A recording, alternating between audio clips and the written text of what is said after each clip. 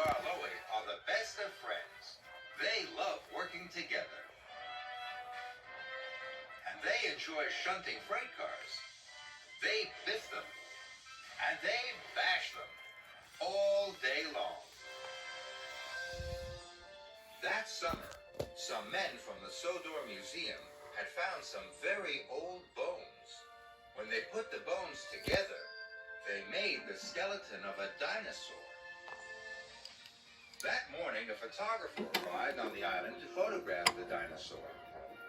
Thomas was to take him to the transfer yards.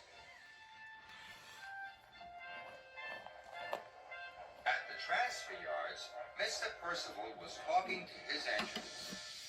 The dinosaur will soon be ready to go to the Sodor Museum, Mr. Percival said. I will need 2 very careful engines to collect it.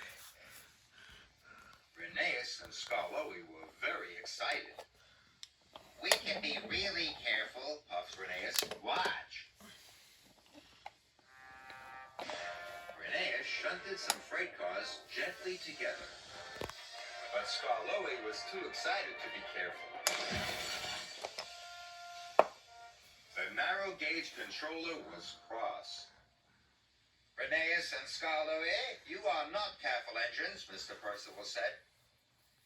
I will have to choose 2 other engines to collect the dinosaur. But I can't be careful, said Rheneas. Let me try again, please. Very well, Mr. Percival said. But this is your last chance. Thank you, sir, said Rheneas happily. Scarloe was sad.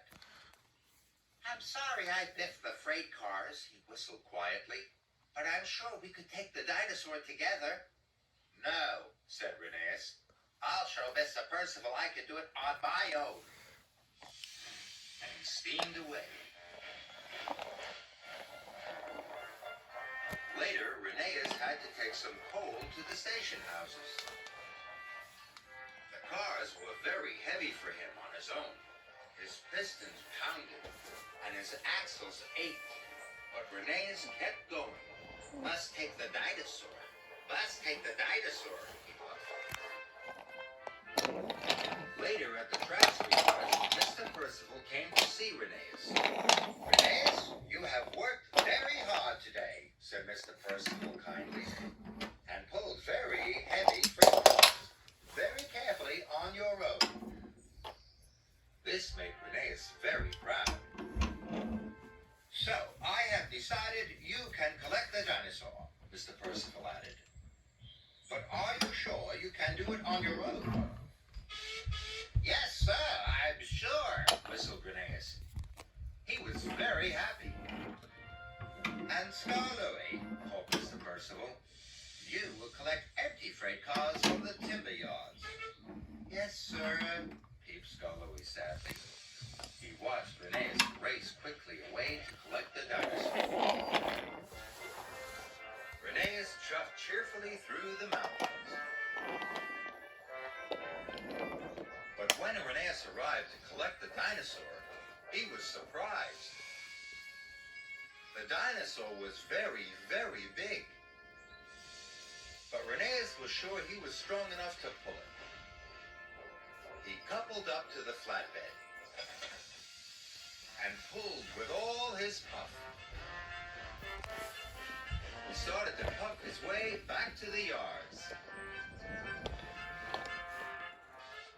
Rheneas blew his whistle as he puffed through Middle Station. Everyone thought the dinosaur skeleton was wonderful. And they all gave Rheneas a big cheer. Rheneas was very proud. Rheneas was puffing slowly up a hill, but the flatbed was too heavy. His puff was going, and his pistons could hardly pump. Rheneas puffed slower and slower. Then he rolled back down the hill. He could go no further. Oh no, he moaned. I'll never get the dinosaur to the transfer yards now. Rheneas felt terrible. Then he remembered his friend. I wish Scarloy was here to help me, he sighed. Scarloy was still on his way to collect freight cars from the timber yards. As he came around the bend in the line, he was very surprised to see a dinosaur blocking the track. Out of my way! Scarloy tooted loudly. Rheneas heard Scarloy. Scarloy, he cried, I need your help. The dinosaur is too heavy for me. I can't pull it on my own. Scarloy was still upset with Rheneas. He didn't want to help. I was silly to think I could pull this on my own, puffed Rheneas sadly. It needs 2 engines, and I need you. From now on, I'll always want us to work together. That made Scarloy feel much better, and he buffered up to the flatbed to help his friend. Together, they pushed the dinosaur safely up the hill and all the way back to the yards. Rheneas and Scarloy puffed happily into the transfer yards, just as Thomas arrived with the photographer. Rheneas and Scarloy had their picture taken with the dinosaur. They were delighted.